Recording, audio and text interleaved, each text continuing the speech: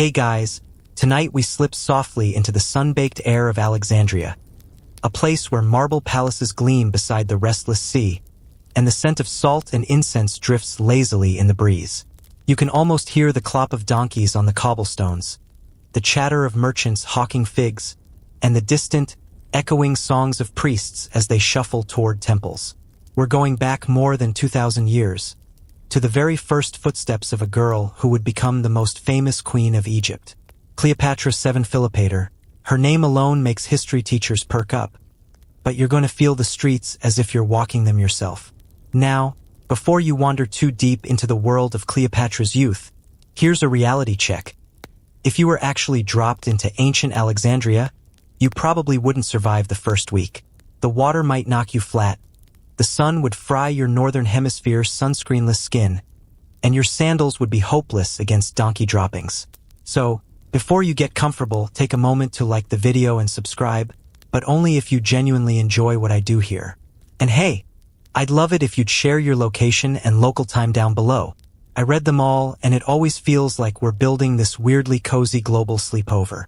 Now, dim the lights, maybe turn on a fan for that soft background hum, and let's ease into tonight's journey together. You are small again, stepping into the palace grounds as Cleopatra herself once did. She was born in 69 BCE, the daughter of Ptolemy XII, who had more nicknames than political stability. People called him Alitz, meaning the flute player, because he apparently preferred music to running his kingdom. Imagine your dad being remembered more for his recorder solos than his tax policies. Not ideal. Still, he passed along a crown and an empire in shaky condition, and young Cleopatra grew up with the noise of politics always humming in the background. The palace in Alexandria was no simple villa. It was a sprawling, glittering complex right by the sea. Marble courtyards gleamed in the sunlight, and cool shadowy colonnades whispered with gossip. You, little Cleopatra, wander through it barefoot, trailing your hand along carved walls, passing scribes hunched over papyrus scrolls. She was no ordinary child. Even historians who disagree about nearly everything agree she was precocious, quick-witted, and endlessly curious. She peeked out the high windows at the bustling port, where ships from all over the Mediterranean unloaded spices, silk, and occasionally some suspicious live animals. One mainstream fact: Cleopatra was the last active ruler of the Ptolemaic dynasty, which had descended from one of Alexander the Great's generals. That meant, for all her Egyptian identity, she came from Macedonian Greek bloodlines. You might say she was Greek running Egypt, like someone running a taco stand who's never actually eaten salsa. But Cleopatra was different. Unlike her predecessors, she took learning the Egyptian language seriously. That alone set her apart. A quirky tidbit? Some accounts claim she kept tiny pet birds that were trained to mimic fragments of speech, almost like little feathered tape recorders. Picture Cleopatra pacing in her chambers, reciting lines of Homer to parrots while servants roll their eyes. Whether that's exaggerated or not, it matches the sense that she was endlessly rehearsing, always polishing herself for the stage of politics. Historians still argue whether Cleopatra's earliest years were filled with genuine luxury or uneasy instability. On one hand, she had access to tutors, libraries, and jewels beyond measure. On the other, her father's reign was so shaky that riots and foreign debts loomed constantly, and her family's palace might have felt like a bubble about to burst. As you trail her through the gardens, you smell jasmine, figs, and the occasional waft of something less pleasant, because Alexandria wasn't all roses. Streets outside the palace buzzed with chatter in Greek, Egyptian, Hebrew, and Latin. Merchants shouted prices, donkey drivers cursed, fishermen gutted their catch, and children splashed in the shallows.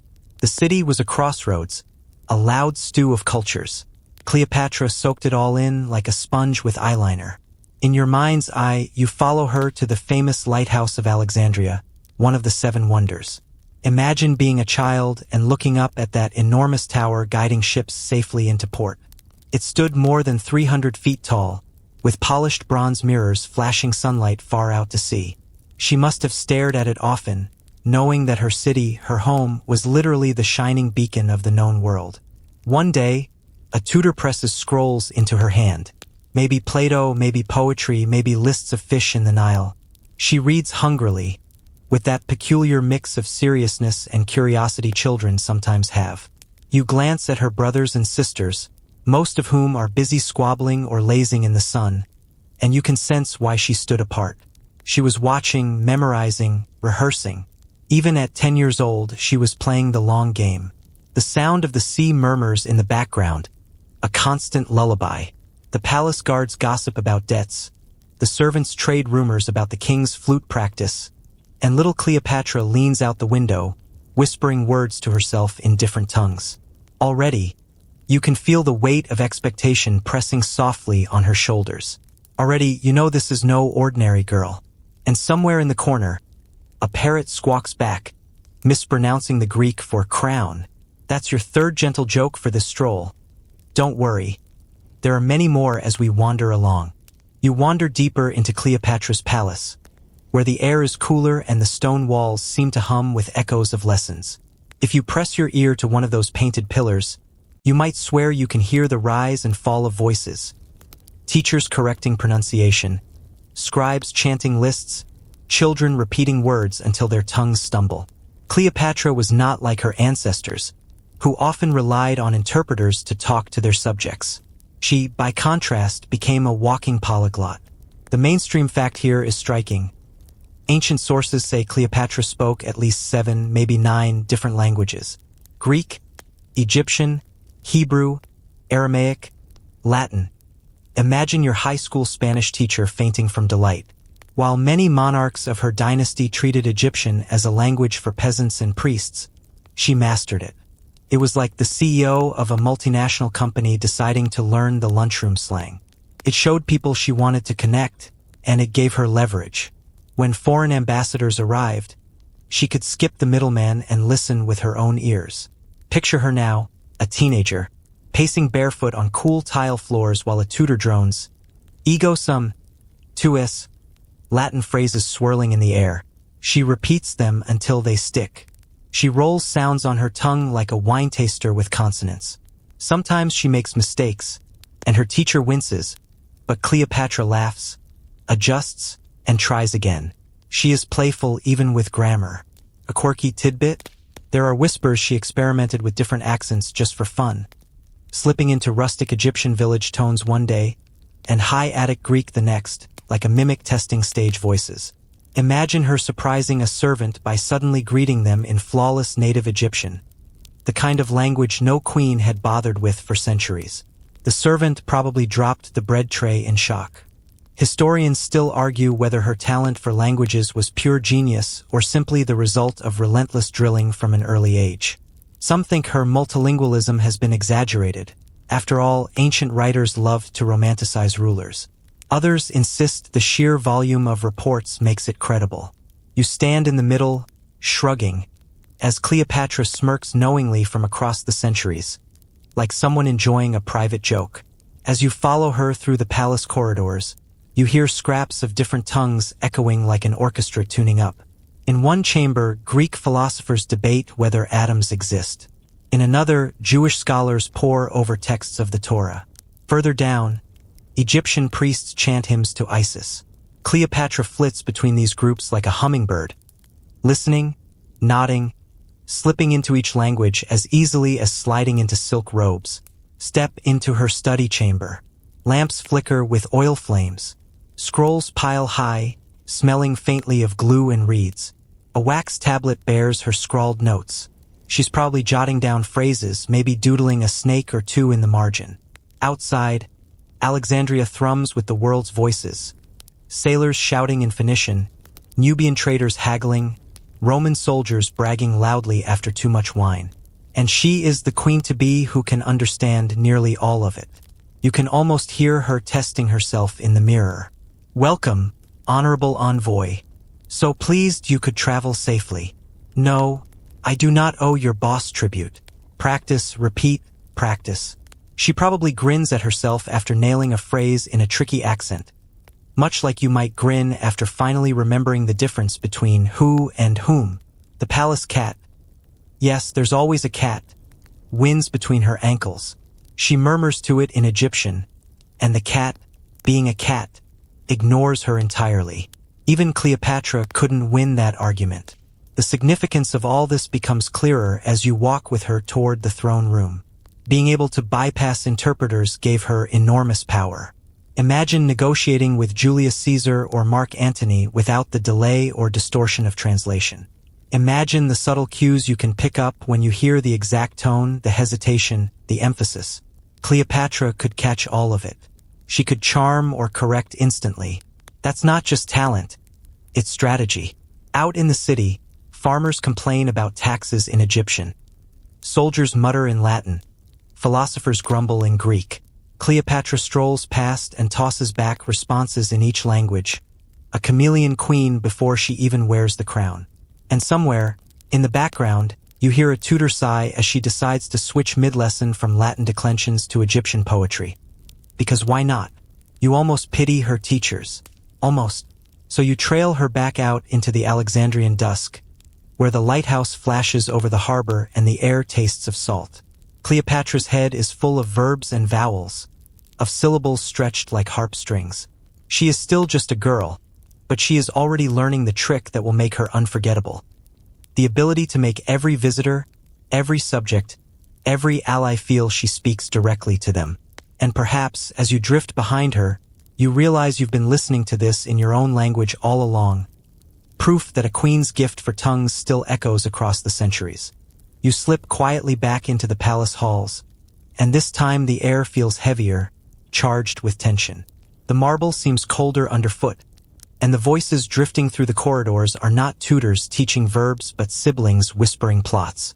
Cleopatra's childhood had a golden sheen, yes, but beneath it ran cracks filled with rivalry sharp enough to draw blood. The mainstream fact is simple but dramatic. Cleopatra came from a dynasty famous for sibling rivalries that made soap operas look tame.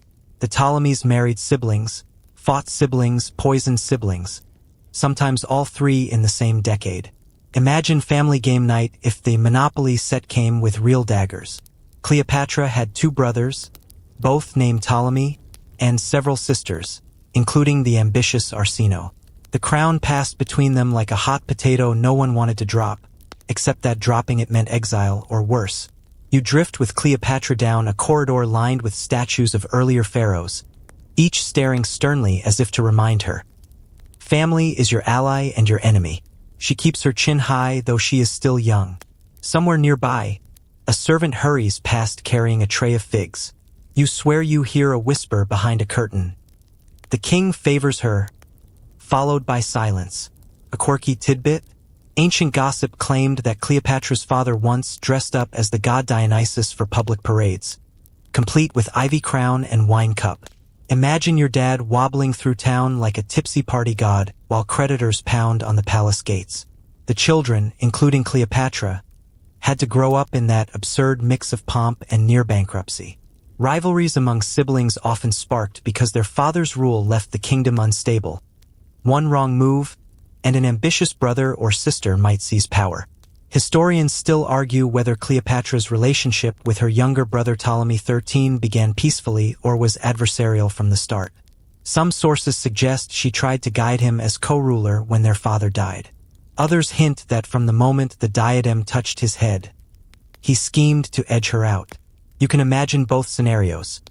2 royal kids forced onto the same throne, one trying to steer wisely, the other tugging the reins out of sheer pride. Now you wander into the throne room. It gleams with gold leaf, but the throne itself feels too large for the siblings who must share it. Cleopatra sits tall, trying to project authority, while her brother fidgets. Advisors hover like hawks, whispering in his ear, frowning at her independence. You see her jaw tighten, but she says nothing. Words, after all, are her weapon, and she saves them for when they'll cut cleanest.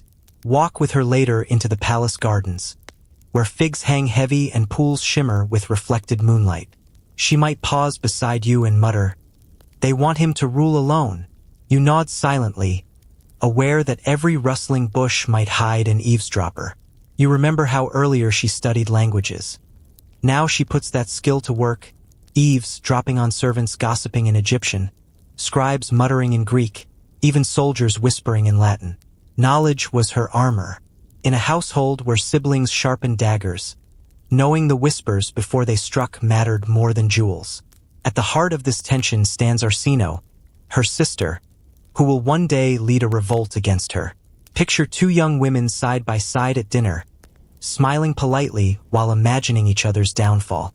The bread is soft, the wine is sweet, but the silence between bites is the loudest thing at the table.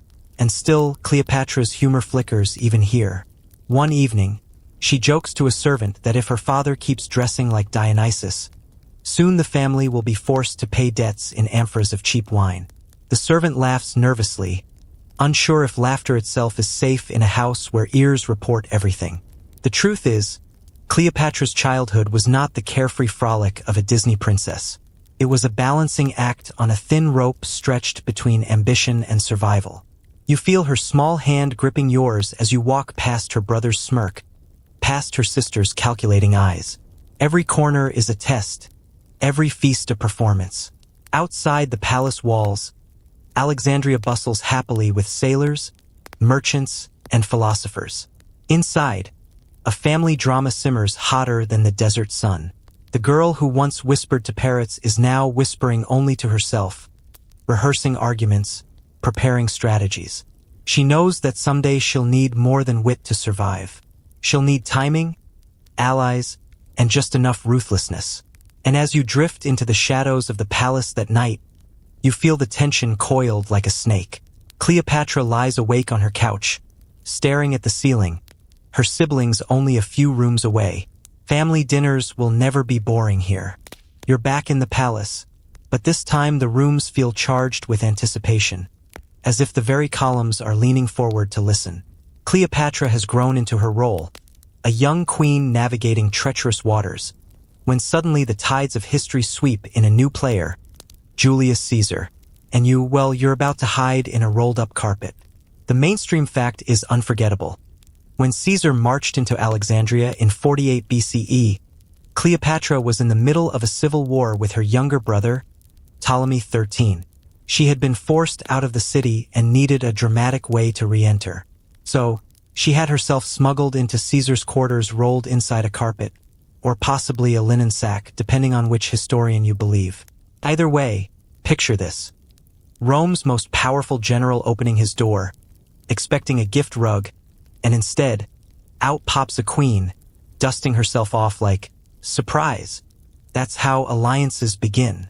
As you watch her unroll before Caesar, you notice the clever sparkle in her eye. She doesn't shrink or beg.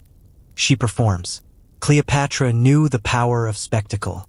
You see Caesar pause, blink, and then smile. Not only is she bold, but she's witty, and Romans loved wit almost as much as conquering. A quirky tidbit? Some accounts suggest Cleopatra spiced up her presentation with theatrics beyond the carpet stunt. One rumor has her appearing dressed as the goddess Isis, shimmering in golden fabric.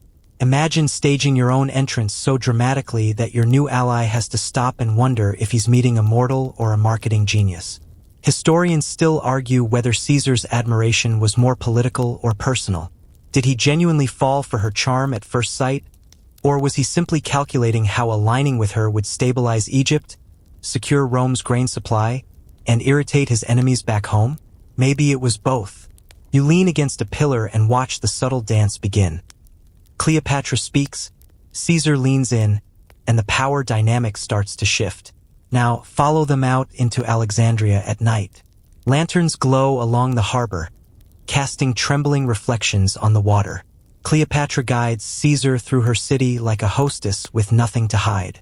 She points out the lighthouse, the libraries, the bustling markets, as if saying, "This is what's at stake. This is mine. Help me keep it." And Caesar, accustomed to the dust and tents of war, must have marveled at the richness of Egypt. Later, in the palace hall, Cleopatra entertains him with feasts. Platters of Nile fish, figs dripping with honey, wine that tastes of sunshine. Musicians play lyres, dancers swirl, incense coils upward. Cleopatra sits close, translating, interpreting, explaining her world in languages Caesar can barely keep up with. You can almost hear him thinking, this woman is not just a queen, She's a walking strategy manual. Somewhere behind the scenes, her brother's advisors gnash their teeth. The young king may have soldiers, but Cleopatra has Caesar, and Caesar has legions. You hear whispers in the hallways. She's too clever. She's dangerous. She will win. You, trailing behind, notice the little things. Cleopatra laughing lightly at one of Caesar's dry Roman jokes, or correcting his Greek with a smile. He's charmed, perhaps even a little bewildered, but above all, he's intrigued. And for Cleopatra, intrigue was the most powerful weapon of all. Now, step into the balcony where they stand side by side. Below, the city hums like a hive. The sea breeze cools the night, carrying scents of olive oil, grilled fish, and salt. Cleopatra rests her hand on the balustrade, speaking softly. Caesar leans closer. You can't hear every word, but you know what's happening. History is bending, and you, poor listener, try to imagine being smuggled into a room rolled up in your living room rug. It's not dignified, but it works. Cleopatra knew that sometimes a little absurdity creates the perfect opening act. You slip out onto the deck of a ship with Cleopatra now, and the world around you sways gently with the Nile's slow current. The wariness of palace walls is behind her for the moment, and in its place comes spectacle, because when Cleopatra wanted to impress, she didn't just host dinner. She threw entire floating parties. The mainstream fact: Cleopatra was famous for her royal barge, a vessel so luxurious that ancient writers describe it like a palace on water. Picture it. Sails dyed deep purple, oars gleaming with silver tips, and golden decorations that caught the sunlight like a beacon. Musicians played lyres and flutes while incense burned at the prow. Servants darted about with trays, and Cleopatra reclined under a canopy, transforming a political meeting into an unforgettable theater show. Step aboard now. The floor smells faintly of cedar planks warmed by the sun. Cushions spill across the deck, soft enough to sink into. You hear the faint strumming of harps and the splash of synchronized oars. Somewhere, a servant pours wine that glitters red in the torchlight. Cleopatra doesn't just sail. She stages a performance designed to dazzle whoever steps aboard. A quirky tidbit? Some later accounts claim her barge even had scented sails. Imagine catching a breeze of perfume drifting down the river, like an ancient version of a luxury car's new leather smell. Cleopatra understood that every sense could be part of persuasion: sight, sound, scent, taste. By the time you left her ship, you'd feel as though you'd stepped out of reality into her world. Historians still argue whether these descriptions were eyewitness detail or exaggerated Roman propaganda. Was her barge really that gilded and perfumed, or did later writers embellish to emphasize her extravagance? Maybe it was somewhere in between, a spectacular craft that memory inflated into legend. Still, you wander across the deck now, and every detail feels rich. Servants set down bowls of figs, dates, and honey cakes. Musicians change rhythm, turning the ship into a drifting concert hall. The Nile itself seems to hum in time. Cleopatra sits cross-legged, speaking easily, slipping between languages as foreign envoys listen, half mesmerized by the setting alone. Look outward. The riverbanks glow gold in the late afternoon sun. Palm trees nod in the breeze. Crocodiles lurk half-submerged. Birds circle overhead. Villagers wave from the shore, their voices faint but joyful. To them, the sight of their queen sailing like a goddess must feel like divine reassurance, proof that Egypt's ruler is not just political but cosmic. Now the party begins. Torches flare as dusk falls, scattering sparks across the water. Musicians shift to livelier tunes, and dancers whirl between tables piled high with roasted goose, melons, and pitchers of beer. The air thickens with spice and song. You lean against the railing, lulled by the rhythm of the oars and the faint sweetness of incense. Cleopatra catches your eye for a moment, as though to say, "This is no mere banquet. It's a demonstration of power wrapped in beauty." And perhaps you chuckle, imagining how uncomfortable it would be to attend a work meeting today if your boss showed up on a floating palace smelling of cinnamon and roses. Cleopatra knew better than anyone that politics wasn't just about decisions, it was about atmosphere. As the night deepens, you hear stories flowing as easily as wine. A soldier brags about a skirmish near Syria. A scholar recites lines of Homer. Cleopatra herself adds commentary, slipping in a joke or a correction in flawless Greek, and everyone laughs. Not because the joke is brilliant, though it is, but because they're dazzled simply to be here.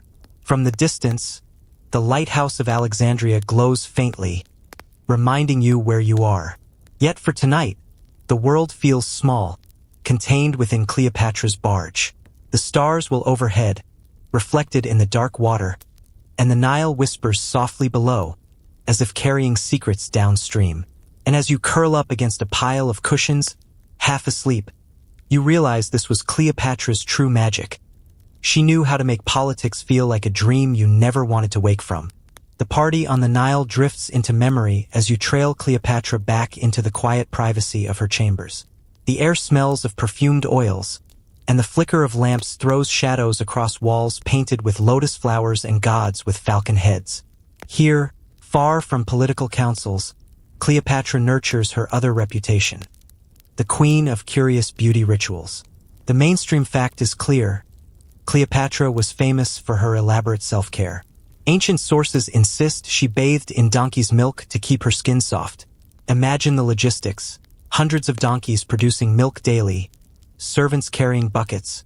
Also, the queen could sink into a bath that smelled faintly of barnyard and luxury combined. Whether or not it worked, the image endures. Cleopatra, reclining in a pale bath, while the rest of the ancient world struggled to find clean drinking water. Step closer. The chamber feels warm and humid, filled with steam rising from heated pools. Jars of unguents and oils line the shelves, almond oil, rose water, crushed herbs. A bronze mirror reflects her image, polished so brightly you almost mistake it for a shallow pond. Cleopatra studies her reflection, not with vanity but calculation, as though every curl of hair, every sweep of coal, is part of her political toolkit. A quirky tidbit? Ancient gossip claims she experimented with odd cosmetics, including face masks made with crocodile dung. Whether that's exaggerated or not, the idea lingers. Imagine a queen smearing swamp muck across her cheeks while a servant fans her, muttering that beauty has its price. You almost hear her chuckle at the absurdity. If this works, the gods truly favor persistence. Historians still argue whether Cleopatra's legendary beauty was real in the conventional sense, or whether her charm came more from charisma and wit. Roman propaganda painted her as enchanting, yet some surviving coins show a woman with a strong nose and striking, unconventional features. Was she a supermodel of antiquity, or simply someone who could command any room through intelligence and presence? The debate continues, with Cleopatra herself smirking at us across time, perfectly aware that allure is half perception anyway. Now you wander through her wardrobe. Robes of fine linen, dyed in expensive purples and blues, hang neatly. Gold jewelry gleams, bracelets shaped like snakes, pendants of lapis lazuli, anklets that chime faintly as she moves. She selects carefully, each ornament a message. A snake-shaped diadem, power and divine favor. A simple white robe, humility and connection with the people. Cleopatra dressed not just for herself but for her audience, like a politician planning a speech wardrobe. Servants grind malachite into green pigment for eyeshadow. Another heats beeswax with perfumed oils to make bombs. Cleopatra leans over, instructing them with precision. She isn't merely pampered. She's directing, innovating. Each concoction is both science and performance. Step outside the chamber, where the gardens breathe out cool night air. Cleopatra strolls among fig trees, her hair still damp from milk baths, smelling faintly of roses. She bends to pluck a flower, and even that gesture seems staged, deliberate. You realize that beauty for her wasn't about vanity at all. It was about power. Appearances persuaded allies, disarmed rivals, and reinforced her role as living goddess. And yet, here's the softer side. A servant sets down a tray of honey cakes and pomegranate seeds. Cleopatra laughs lightly, brushing crumbs from her robe, joking that beauty regimens should always allow for snacks. It's a joke you recognize, modern enough to feel relatable, timeless enough to make you smile. Later, she slips onto a cushioned couch, head tilted back, face glistening faintly with oil. Her cat curls at her feet. Outside, the city buzz fades into quiet. You notice that even in her most private rituals, Cleopatra rehearses. Every bath, every braid, every scented oil is preparation for an audience she might face tomorrow. Her beauty was not an accident of genetics. It was a skill practiced with the same discipline she gave to language or politics. And as you sit there, lulled by the scent of jasmine and milk, you can't help but think. Your own skincare routine suddenly feels very low effort. Cleopatra would probably raise one eyebrow at your drugstore lotion. Then again, she might smile and hand you a jar of crocodile dung cream, insisting you try it. The perfume of rose oil still lingers as you drift into another chamber, quieter, warmer, with the soft cries of an infant echoing in the background. Cleopatra leans over a gilded cradle, and for the first time you see her not just as queen, not just as strategist, but as a mother. Tonight, you tiptoe around the nursery where the baby pharaoh, Caesar Ion, rests. The mainstream fact, Caesar Ion, officially Ptolemy 15 Philopator Philometer Caesar, was Cleopatra's son by Julius Caesar. His nickname, Little Caesar, says it all. Born in 47 BCE, he represented both hope and danger. Hope for Egypt's independence, danger because his very existence challenged Rome's delicate power balance. Imagine being a newborn and already considered a political threat. Some kids get teddy bears. Caesar Ion got Roman gossip columns.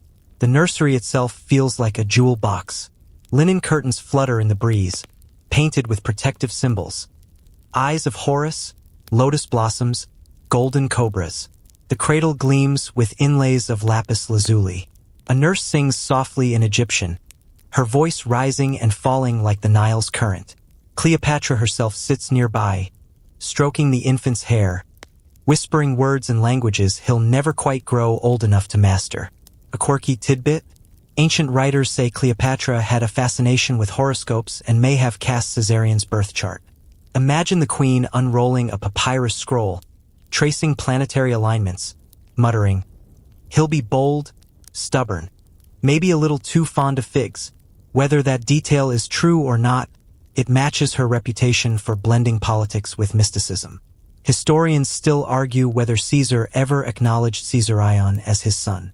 Cleopatra insisted he did, parading the boy through Alexandria as proof. Roman sources, however, paint a murkier picture. Some claiming Caesar dismissed the child, others suggesting he quietly recognized him. The truth drifts somewhere in the middle, like a papyrus boat bobbing between Egypt and Rome. Now, follow Cleopatra as she carries the baby out into the palace gardens. The night is warm, crickets chirp, and the moonlight makes the marble glow silver. She holds Caesar Ion up toward the stars as if to show him the empire he'll inherit. Servants glance nervously. They know this tiny child is both precious and perilous. Back inside, Cleopatra dictates instructions. Caesar Ion must be raised as pharaoh, his name included on official decrees, his image carved on temple walls. She isn't merely nursing her son. She's shaping him into a symbol. Egypt will see him as a divine heir. Rome will see him as a challenge, and Cleopatra will see him as her legacy. Step closer to the cradle again. The baby stirs, fists clenching, eyes half open. Cleopatra hums a lullaby, perhaps in Egyptian, perhaps in Greek. For all her calculated spectacle, this moment feels tender.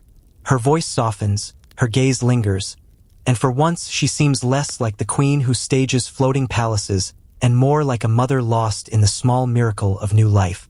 But the political shadows never leave. Even as she hums, you hear rumors outside the chamber.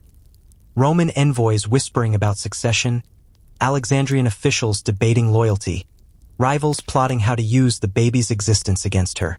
In this palace, even lullabies have consequences. And yet, Cleopatra slips in a moment of humor. She jokes to her nurse that Caesar Ion is already fussier than any Roman senator. At least senators don't cry at 3 in the morning. The nurse laughs, though cautiously, as if she isn't sure whether laughter is allowed in the queen's nursery. So you sit quietly in the corner, listening to the soft cooing, the rustle of linen, the faint hiss of oil lamps. The baby drifts into sleep. Cleopatra strokes his tiny hand, and for a fleeting moment you forget the armies, the politics, the looming storms. Here is just a mother, her child, and the fragile hope that love can outweigh ambition. The truth, though, is unavoidable. Caesarion was never just a baby. He was a statement, a symbol, and eventually a danger to the Roman Republic. But for now, wrapped in linen and dreams, he is only a child, rocking gently in the cradle of history. The hush of the nursery fades, and you find yourself once again on the river. Only this time the waters are foreign. The sails above you snap in a warmer wind. The oars dip rhythmically, and Cleopatra sits poised like an actress waiting for her cue. Ahead lies Tarsus, a city in Asia Minor, and on its riverbank waits Mark Antony. Tonight you'll witness one of history's most theatrical first meetings. A spectacle so carefully staged that even Hollywood might blush. The mainstream fact: in 41 BCE, Cleopatra sailed to meet Antony, one of Rome's triumvirs. Their encounter was not arranged around a plain table with bread and wine, but on her magnificent barge, which she transformed into a floating stage set. Plutarch describes it with awe. Purple sails billowing, oars of silver flashing, the air thick with perfumes drifting to shore before the ship itself arrived. Cleopatra herself reclined beneath a canopy dressed as Aphrodite, goddess of love, while boys fanned her and musicians played.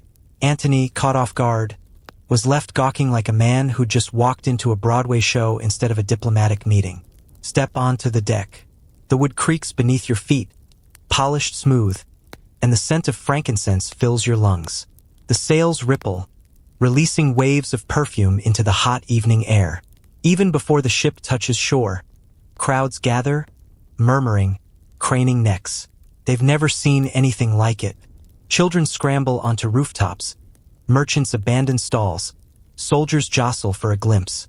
Cleopatra hasn't just arrived. She's conquered hearts with fragrance alone. A quirky tidbit? Later writers claimed Antony invited her to a plain dinner to balance the spectacle. But Cleopatra turned the tables again. She staged a banquet so lavish that Antony's seemed laughably cheap. One story even says she dissolved a priceless pearl in vinegar and drank it, just to prove her wealth and audacity. Imagine casually chugging the modern equivalent of a luxury yacht just to win a dinner contest. Historians still argue whether these details were literal truth or embroidered by Roman chroniclers eager to paint Cleopatra as extravagantly manipulative. Was there really a pearl melted into vinegar? Or was it a symbol of her willingness to turn wealth into drama? Scholars shrug, the debate never ending, while Cleopatra's legend only grows more delicious. On shore, Antony waits. You watch him straighten his toga, brush dust from his shoulders, try to look unimpressed. But as Cleopatra's ship drifts closer, golden oars flashing, incense swirling, he can't hide his wonder. By the time she steps gracefully onto the dock, the meeting is already won. The banquet that follows is another theater piece. Tables groan under roasted geese, honey cakes, bowls of figs and pomegranates. Servants pour wine spiced with cinnamon. Cleopatra leans back on cushions, laughing lightly, telling stories that weave myth with politics. Antony, hardened soldier though he is, chuckles like a boy and leans in to hear more. You, perched quietly at the edge, notice her strategy. She mixes wit with flirtation, intellect with playfulness, so that her presence feels intoxicating. Outside, the city hums. Torches flicker along the streets, drums echo faintly, and crowds retell the story of her arrival with wide eyes. Already, rumors ripple outward. Cleopatra has ensnared Antony. Perhaps she has. Or perhaps Antony walked willingly into the net, enjoying the game. And then comes her little joke. She gestures at one of Antony's plain goblets and teases. Your cup is smaller than your reputation. He bursts out laughing, half embarrassed, half delighted, and the ice between them melts completely. Cleopatra knew humor was as powerful as perfume. The night stretches long. Lutes strum softly, torches sputter, The air grows heavy with wine and incense. Cleopatra sits with perfect composure, eyes glimmering, every gesture rehearsed yet effortless. Antony, for all his bluster, seems more like a man happily ensnared in a story he can't put down.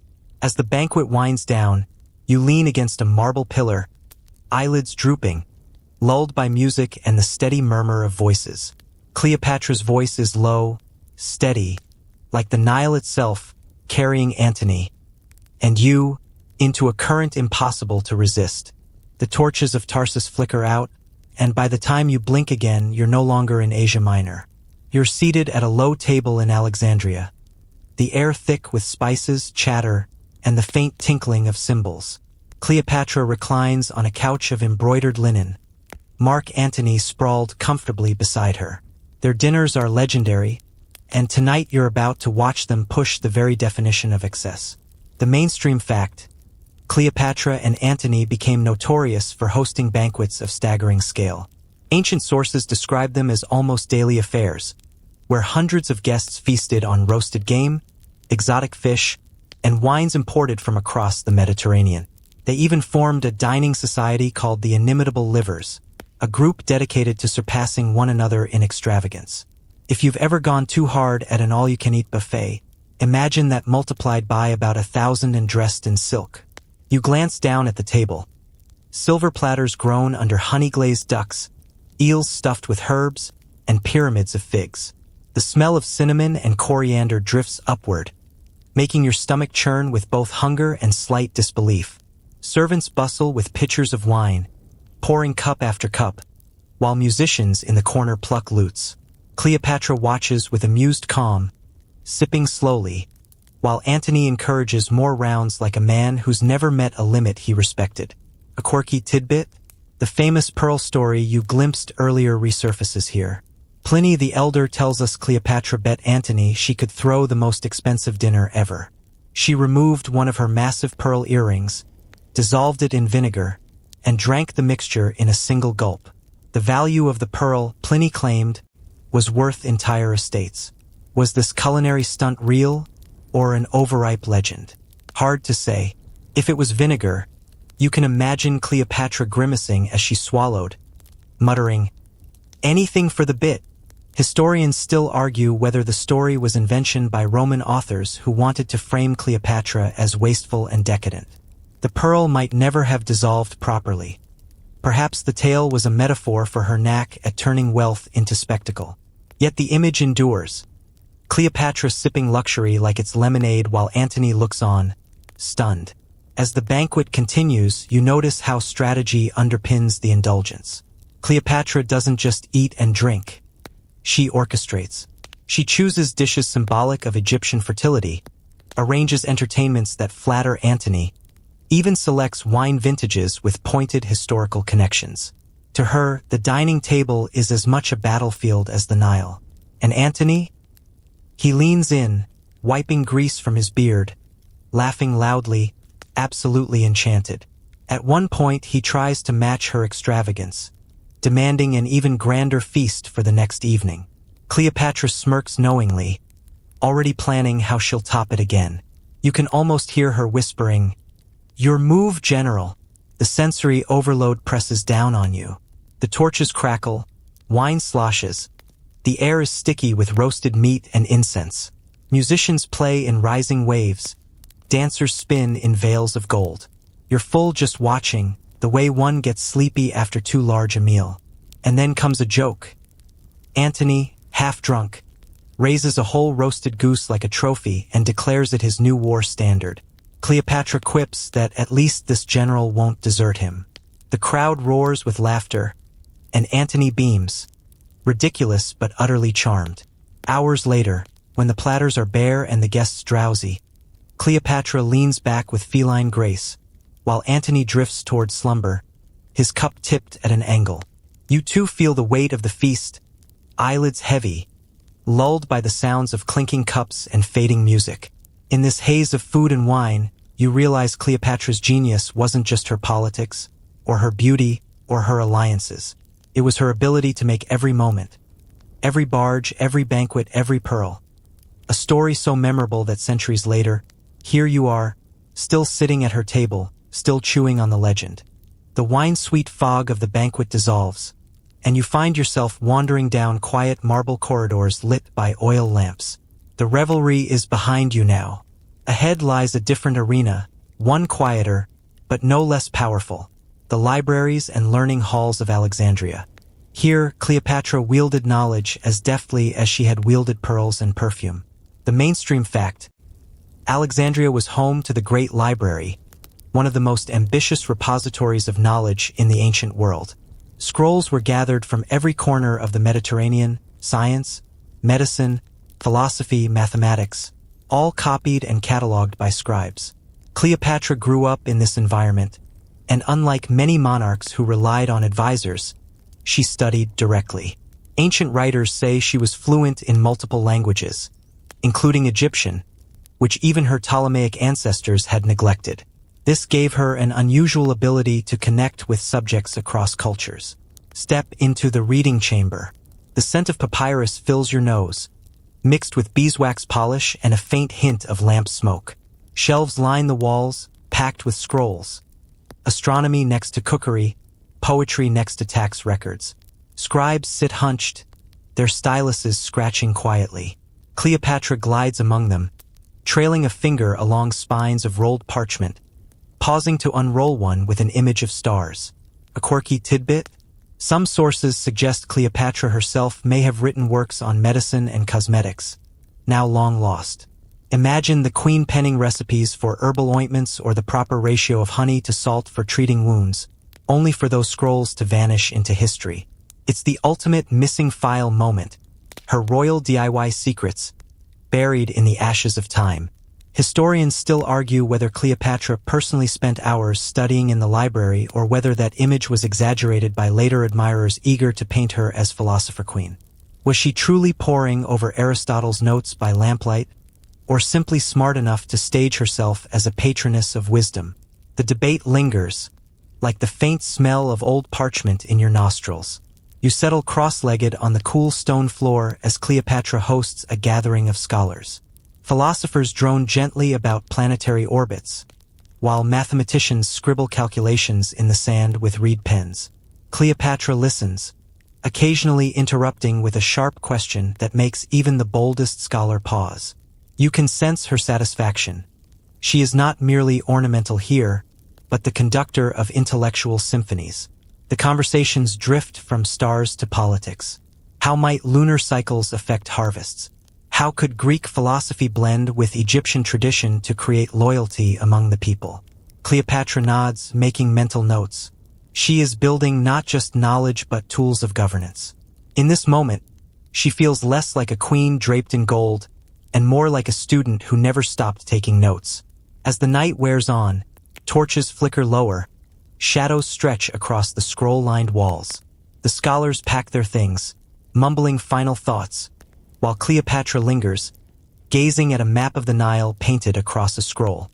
Her hand traces the river's bend, her mind already sailing ahead to campaigns, alliances, and how wisdom might serve power. The silence here is different than the banquets. It is a softer, drowsy quiet, broken only by the hum of cicadas through the open window. You lean against a pillar, eyelids heavy, lulled not by wine this time but by the soft, endless murmur of scholarship. Knowledge, it turns out, can be just as intoxicating as feasts or perfume.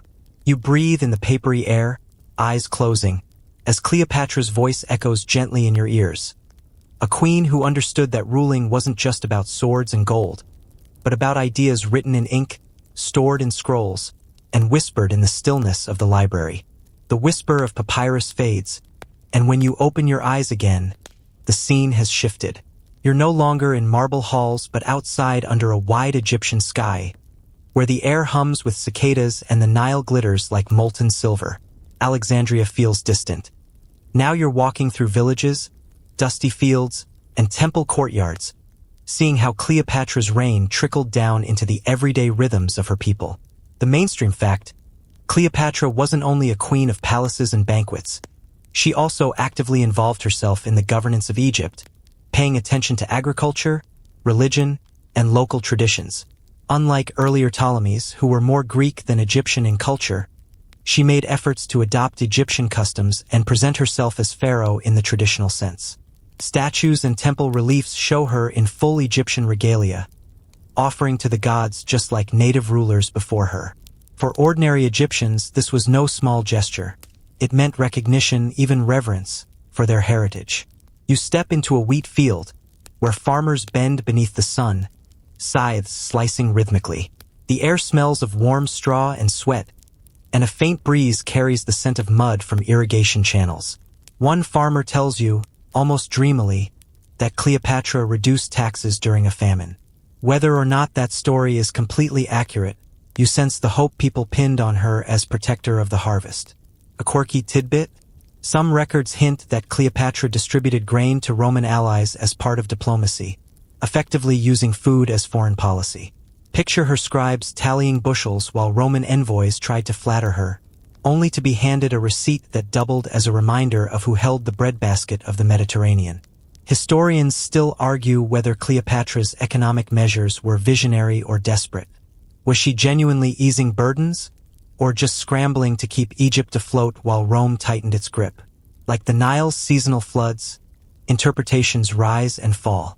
You wander into a village temple, walls painted with faded hieroglyphs. The air is cool, heavy with incense. Priests shuffle past, chanting hymns to Isis. Cleopatra styled herself as the living embodiment of this goddess, draping herself in divine imagery. To a villager, that wasn't propaganda. It was reassurance that their queen stood in cosmic alignment with the heavens. For you, though, it feels like walking through a sacred theater, where politics and faith mingle so seamlessly you can't find the line. Later, in the marketplace, you hear gossip about coinage stamped with Cleopatra's face. For common people, holding a silver tetradrachm wasn't just business. It was a tactile reminder of who ruled them. You imagine a weary trader rubbing the edge of a coin, mumbling, "May the queen's harvest be strong, so mine can too." The sensory palette here is less dramatic than the banquet hall or library. It's earthy. Clay pots stacked by stalls, goats bleating irritably, the sharp tang of onions and garlic hanging in the air. Children chase each other barefoot, giggling, while elders sit in the shade, fanning themselves slowly. You realize that Cleopatra's Egypt was not only scrolls and pearls but the grind of sandals and dust, the creak of wooden carts, and the hum of bees above wildflowers near the riverbank. A joke slips into your thoughts as you watch a villager chase a runaway goose that's stolen a figure. You think Cleopatra might have sympathized. After all, she spent her reign chasing Rome's approval much the same way, only with fewer feathers. As the Nile breeze cools the air, you sink onto a low stone bench. The sounds of daily life blur into a gentle lullaby. The rustle of wheat fields, the steady lap of river water, the distant chatter of merchants. Ordinary Egyptians likely never saw Cleopatra in person, but her image, her decrees, and her alignment with their gods meant she hovered like a soft presence over their daily routines. You close your eyes, listening, and for a moment you feel what her subjects may have felt. That even in hardship, the queen's hand was somewhere behind the rustle of papyrus, the glint of coins, and the whisper of prayers carried on the Nile wind. The chatter of the village market softens until only the clink of coins remains. You glance down, and there in your palm lies a heavy silver tetradrachm stamped with Cleopatra's face. It is smooth from passing through countless hands, yet the profile still gleams sharply. A hooked nose, a strong chin, hair pulled back in a royal knot. You turn it over, and an eagle spreads its wings on the reverse, symbol of power, carved into the very currency that fueled an empire.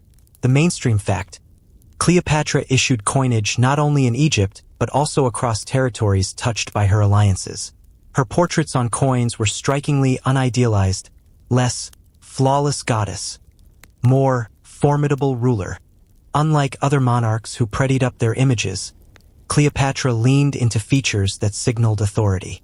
Each coin was propaganda in pocket-sized form, a reminder of who truly controlled the wealth flowing through Alexandria's bustling harbors. The quirky tidbit? Some scholars think she may have chosen to emphasize certain traits, like her prominent nose and masculine jawline, because Roman audiences associated those features with strength and intelligence. Imagine Cleopatra leaning over a die cutter, saying, "Yes, make me look clever, not cute." If you've ever stared at a bad photo and thought, "Well, at least I look serious," you know the vibe. Historians still argue whether Cleopatra's coin portraits are accurate reflections of her real appearance or deliberate stylizations. Was she actually depicted as she looked in daily life, or did she craft an image meant to appeal to both Egyptian subjects and Roman allies? The debate rattles on, like the clatter of coins in a marketplace pouch. You walk now through a mint in Alexandria, where workers hammer dies into heated blanks. Sparks fly, metal clangs, and the smell of smoke and scorched bronze fills the air. Each strike creates a new piece of political messaging, destined for farmers, traders, and mercenaries alike. You can almost hear the silent conversation in every transaction. Here is your bread, here is your olive oil, and here is your queen's face watching over both. Symbols matter, too. On some coins, Cleopatra is paired with images of Isis, the goddess she closely identified with. Others show her alongside Antony, their heads side by side, as if every coin whispered, "This alliance is more permanent than marble." Of course, history proved otherwise, but in your hand the illusion feels solid, heavy, convincing. Step outside the mint and into the port, where foreign merchants line up with sacks of grain and jars of wine. They finger Cleopatra's coins with curiosity, reading into her image the same way you might study a logo on a shiny product box. Was she trustworthy? Was she powerful? The coin answered before the queen even spoke. You can't help but smile at the thought of someone centuries later, digging one of these coins from the ground, brushing off the dust, and posting it online with a caption like, "Found in backyard. Worth anything." Cleopatra's PR campaign lives on, only now in the comments section.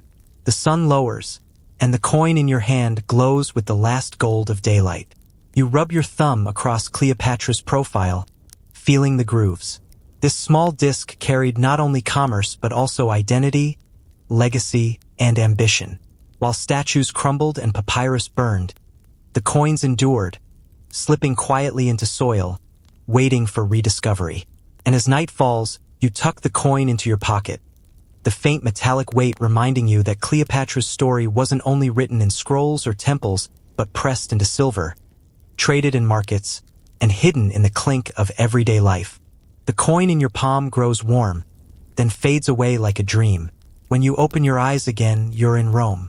The air is cooler here, thick with the smell of olive oil, smoke from braziers, and the constant drone of voices. Voices always whispering about Cleopatra. Rome, after all, adored gossip almost as much as it adored conquest. The mainstream fact: Cleopatra's reputation in Rome was shaped less by what she did and more by what senators and poets said about her. While she styled herself as Isis reborn in Egypt, Romans painted her as a dangerous foreign temptress. Political enemies of Antony, like Cicero and later Octavian, spun Cleopatra into a convenient villainess, an exotic queen who had bewitched good Roman men into forgetting their duties. To Romans, her intelligence and strategy were rewritten as seduction and trickery. The quirky tidbit? Some Roman pamphlets even accused her of experimenting with bizarre perfumes and potions to trap Antony's heart. You picture Roman scribes hunched over wax tablets, scribbling, "Note to self, warn public about queen's suspiciously good-smelling hair oil." Even in ancient politics, perfume marketing was a serious weapon. Historians still argue whether Cleopatra's so-called seductive powers were exaggerated propaganda, or whether her charisma genuinely overwhelmed Roman audiences. Was she truly dazzling in person, or did Romans invent a femme fatale persona to justify their anxieties about Egypt's influence? The truth lies somewhere between honey and venom, as most rumors do. You walk through the forum, where statues loom and senators in white togas huddle in corners. The murmur is constant. She's not a queen. She's a witch. Antony is her puppet. What if Egypt's grain feeds only her loyalists? Rome was obsessed, almost paranoid, about the woman who lived across the sea. It's like a citywide rumor mill, only with more marble columns and fewer anonymous social media accounts. In the taverns, You hear ballads mocking Antony as Cleopatra's lapdog, eating pearls dissolved in vinegar while Rome starved. Outside the baths, a pair of gossips laugh about how she supposedly smuggled herself to Caesar rolled up in a carpet. You notice how every tale about her blends fact with theater, like history filtered through the imagination of a playwright. And perhaps the cruelest whisper of all, she's not Egyptian, she's Greek. Romans wielded her Macedonian heritage as proof she wasn't authentic, not realizing, or not caring that Egyptians accepted her as pharaoh because she embraced their customs more than her predecessors ever had. Truth mattered less than perception, and in perception, Cleopatra became larger than life, the foreign queen of scandals. You pause in front of a graffiti scrawl on a plaster wall. It's crude, messy, and unflattering, but it shows that even ordinary Romans repeated the propaganda of the elite. You smile faintly, thinking about how little has changed. Political gossip still finds its way onto walls today, only with spray paint instead of charcoal. As the sun dips over Rome, the city's whispers grow into a chorus. Senators plot speeches, poets sharpen their lines, and ordinary citizens sip watered wine, repeating second-hand stories they'll never verify. Cleopatra herself is far away, in Alexandria, ruling a kingdom, but here she is reduced to rumor, caricature, and scandal. You close your eyes, hearing the gossip swirl around you like cicadas on a hot night. In the end, Cleopatra never walked these streets often, yet her shadow haunted them, shaped by rumor more than reality. And you can't help but wonder if she knew that no matter what she did, the Romans would always prefer their own version of her story. The hum of Roman gossip fades into the sound of waves. You find yourself on the deck of a ship, sails snapping, the salty wind whipping through your hair. Cleopatra stands at the prow, her robes pressed against her by the breeze. Around her, soldiers pace, scribes shuffle scrolls, and sailors adjust ropes. The queen is at war, and the world seems to hold its breath. The mainstream fact: the defining clash came at the Battle of Actium in 31 BCE. Mark Antony and Cleopatra faced Octavian's forces in a decisive naval encounter off the coast of Greece. It was not just two fleets colliding, it was two visions of the Mediterranean. On one side, Antony and Cleopatra's eastward power block. On the other, Octavian's promise of a unified Roman Empire. History tells us Octavian's admiral, Agrippa, outmaneuvered them, and Antony's fleet eventually collapsed.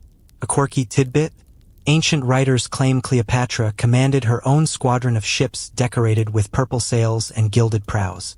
Imagine sailing into battle with your warship looking like a floating fashion statement. Half terrifying, half theatrical. Historians doubt the sails were truly purple. That dye was so expensive you could probably only afford a pillowcase. But the rumor stuck. It's the ultimate example of how style and intimidation sometimes sail together. Historians still argue whether Cleopatra's sudden retreat during the battle doomed Antony's forces. Some accounts insist she panicked, turning her ships south in fear. Others suggest it was a planned escape, preserving Egypt's navy for another fight. Either way, Antony chased her, abandoning his men, and the tide of history shifted in that single decision. You stand on the deck, hearing the creak of wood and the barked orders of sailors. Arrows whistle, waves crash, oars slap the sea in frantic rhythm. The air smells of salt and smoke. Through the haze, you glimpse Cleopatra's flagship veering away, sails filling with wind as Antony's vessel follows. The chaos behind them, burning ships, drowning men, fades into a blur as the royal couple flees. And what of the soldiers left behind? They look back in disbelief as their leaders vanish across the horizon. You can almost hear their unspoken thoughts. Loyalty betrayed, cause abandoned. For them, the sea became a graveyard of loyalty. For Cleopatra, the gamble was survival. Back in Alexandria, Cleopatra tries to regroup, but the war is already lost. Octavian tightens the noose, cutting off supplies, spreading propaganda, portraying her as an enemy of Rome itself. Antony, his confidence shattered, grows more despondent by the day. The once golden alliance, sealed with feasts and flirtations, begins to crack under the weight of defeat. One evening, as you walk the quiet courtyards of the palace, you overhear Cleopatra's voice, low and urgent, speaking with advisors about desperate measures, alliances that will never come, negotiations that will never succeed. The marble columns echo with strategies, but the tone is brittle, like a vase about to shatter. Outside, Alexandrians whisper nervously. They've seen rulers come and go, but this feels different. The ships are gone, the Roman armies are coming, and the queen who once dazzled Caesar and Antony is running out of time. The stars glitter above the harbor, cold and indifferent. Cleopatra looks up at them from her balcony, her face unreadable. In those stars she may see the gods of Egypt, or the fate Romans claimed was already sealed. You see only a woman standing between a crumbling past and an uncertain end, her sails of destiny already shredded by the winds of Actium. The deck beneath your feet dissolves into stone, and when you look around again, you are in Alexandria. But this is not the Alexandria of triumph, where feasts spilled over with figs and musicians filled courtyards with song. This is a city under siege. The air smells of smoke, and the streets are hushed, as though even the walls know that Rome is closing in.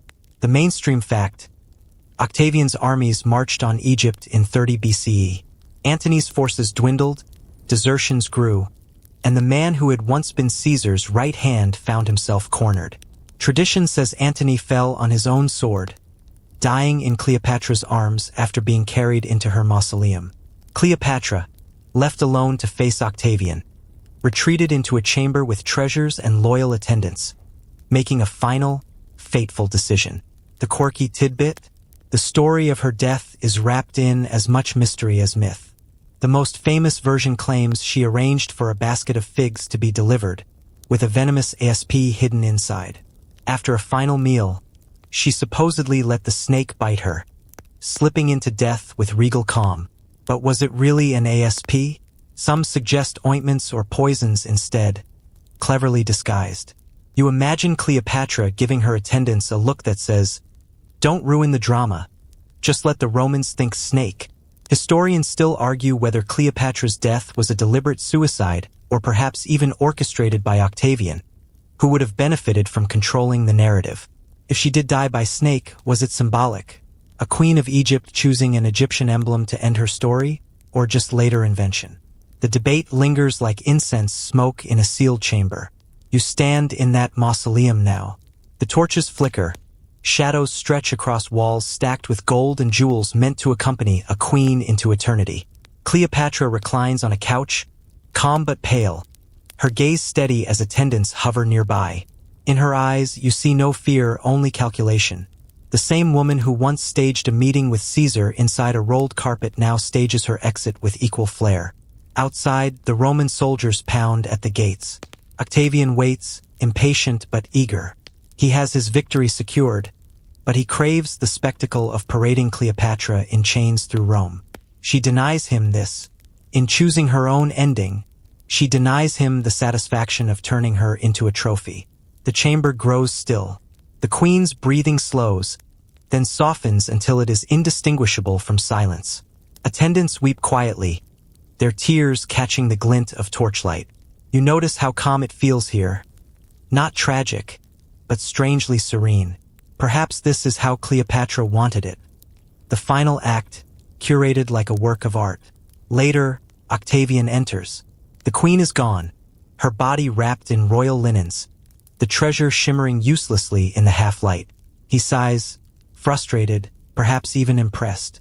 Rome will spin its version of events, and Cleopatra will live on not as she was, but as Rome needed her to be. You step back, the mausoleum dissolves, and you find yourself in a twilight plain where reeds whisper and the Nile rolls endlessly onward. Cleopatra's story lingers in the air like perfume, equal parts history, rumor, and theater. And as you walk away, you realize she remains unknowable, both a queen of flesh and blood and a legend sculpted by centuries of retelling. Now, let the words soften, let the pace slow, like a boat drifting downriver at dusk. The details blur into shapes, and the sharp edges of politics and war round off into gentle silhouettes. Imagine lying on a quiet bank, the Nile beside you, a warm breeze tugging at your clothes, the sky wide and purple above. You breathe slowly, evenly, letting the tension of Cleopatra's struggles release into the evening air. The reeds sway. A bird glides low, its wings barely touching the water's surface. Every sound becomes distant. The laughter of children in far-off villages, the faint clatter of pots, the low hum of life continuing. Cleopatra's tale drifts like smoke into the horizon, leaving behind only calm. And as night deepens, the stars scatter themselves across the sky. They do not judge, they do not argue, they only shine. Steady, quiet, and eternal. Just as Cleopatra's story, in all its contradictions, continues to shine, softened by time, still flickering in memory. You close your eyes, the hum of the Nile like a lullaby, and let yourself drift, carried on by the same river that once carried the queen herself.